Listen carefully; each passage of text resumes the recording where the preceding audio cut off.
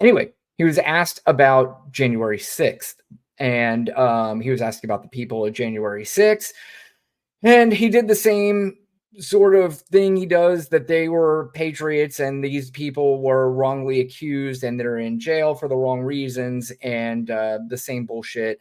Let's hear what he had to say about that. I think the people that, if you look at January 6th, which a lot of people aren't talking about very much, I think those people were treated very harshly when you compare them to other things that took place in this country where a lot of people were killed. Nobody was killed on January 6th.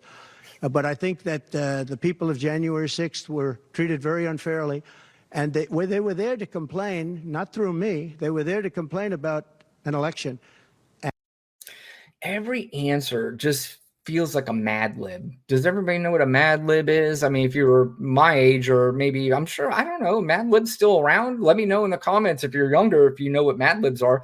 But everything is just like a fill in the blank. Everything, it's just treated so horribly. Everything is just so grandiose and just over the top on his answers. And, here's the thing. The January 6 people belong in jail. They absolutely belong. And in fact, I don't think a lot of them even got the sentences that they deserve. They probably should be in jail for longer. But I also wanted to bring this up as well. Let's share a screen here and go to this, that Judge Chutkan actually has the January 6th case back to her. So Donald Trump's federal election interference case is slowly coming back to life.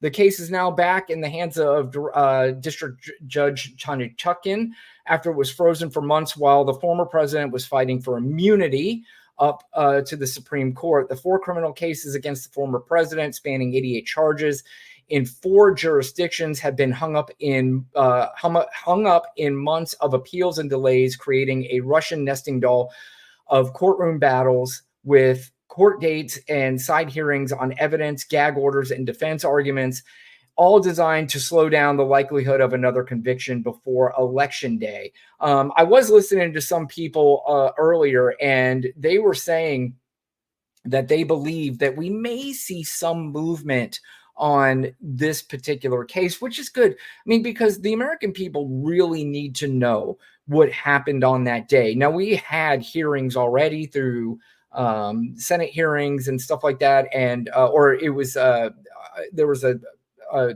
committee put together to investigate this, and it was televised, and it was really good, and it was very thorough. But to have Donald Trump on trial for this, I personally believe is very important. He should be on trial for this.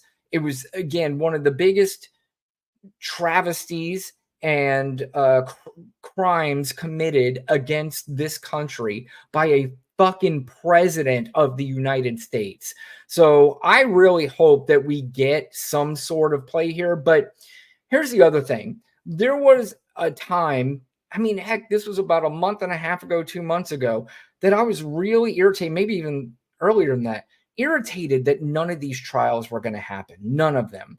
But now there's a part of me, because the energy that the Democratic Party has, and it feels like a train that is moving that can't be stopped at this point.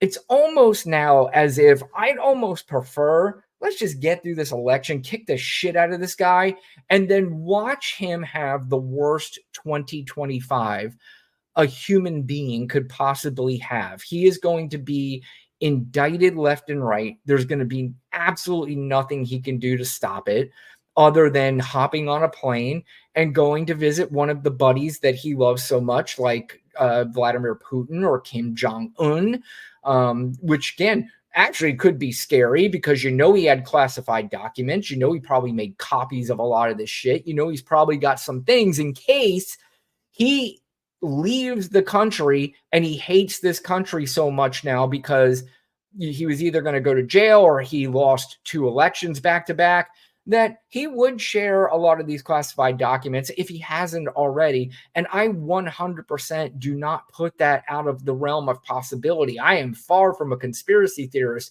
but I've seen this guy long enough in my lifetime. Forget about just being president. We've all known who Donald Trump was years ago. And I read about Donald Trump before he became president. I read who this guy was for years and years and years. And it is played out over and over and over again. And he is a lifelong con man, grifting asshole who only cares about himself.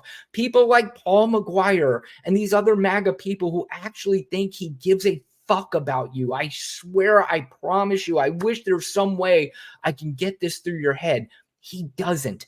And you can probably look at me and go, Kamala Harris doesn't give a shit about you. Here's the difference. First of all, I do believe Kamala Harris and Tim Walz cares about this country. I truly believe they care about the best thing for this country. But also, I'm not going to war for either one of these. I am not going to defend every horrible thing they do in their life if they ever did anything horrible. I'm not defending it like you guys will to the death. This guy's a fucking felon. This guy was found liable for rape. And you guys are going to look at us like we're losing our minds, like we're fucking crazy? Fuck out of here. Not happening.